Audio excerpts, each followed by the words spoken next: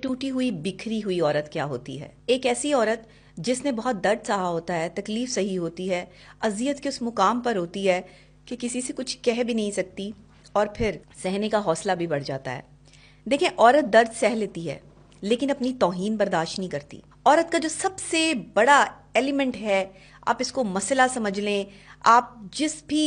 طرز سے اس کو دیکھ سکیں آپ دیکھ سکتے ہیں کہ عورت کے آنسو جو ہے نا وہ اس کی کسی تکلیف کی وجہ سے نہیں نکلیں گے کہ اسے آپ نے کوئی درد دیا ہے، اس کا آپ دل بھی توڑ دیں گے یا آپ اس کو جو ہے وہ ہرٹ بھی کر دیں گے، وہ شاید بھی سنبھل کے کھڑی ہو جائے۔ لیکن جو الفاظ رلاتے ہیں نا عورت کو، وہ الفاظ جو اس کی توہین کے لیے استعمال کیے گئے ہوتے ہیں، ایسے الفاظ جس میں کسی عورت کو اپنی توہین محسوس ہو رہی ہوتی ہے کہ آپ اس کے اوپر ایک ایسا الزام عائد کرتے ہیں جو اس کے کردار میں ہوتا ہی نہیں ہے یا جیسی وہ ہوتی ہی نہیں ہے، تو آپ ان الفاظوں سے ایک عورت کو اور ایک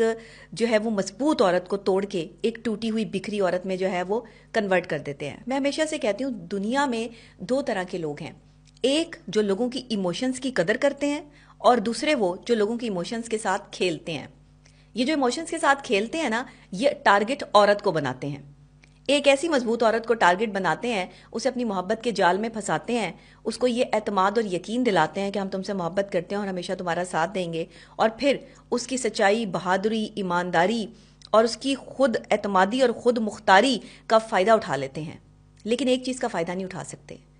اور وہ ہے اس کی اپنے جو ایک سیلف رسپیکٹ ہوتی ہے، جو ایک عزت نفس ہوتی ہے، اس کا فائدہ نہیں اٹھا سکتے۔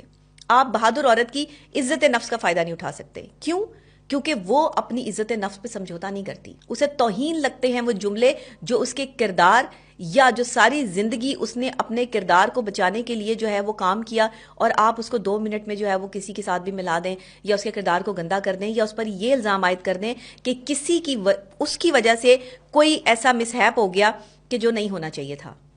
کسی کی وجہ سے بھی کچھ نہیں ہوتا، ہر کسی کی زندگی میں کوئی نہ کوئی وقت مقرر ہوتا ہے اچھائی یا برائی کا، اور اللہ کو پتا ہوتا ہے کہ کس کی زندگی میں کیا ہونا ہے۔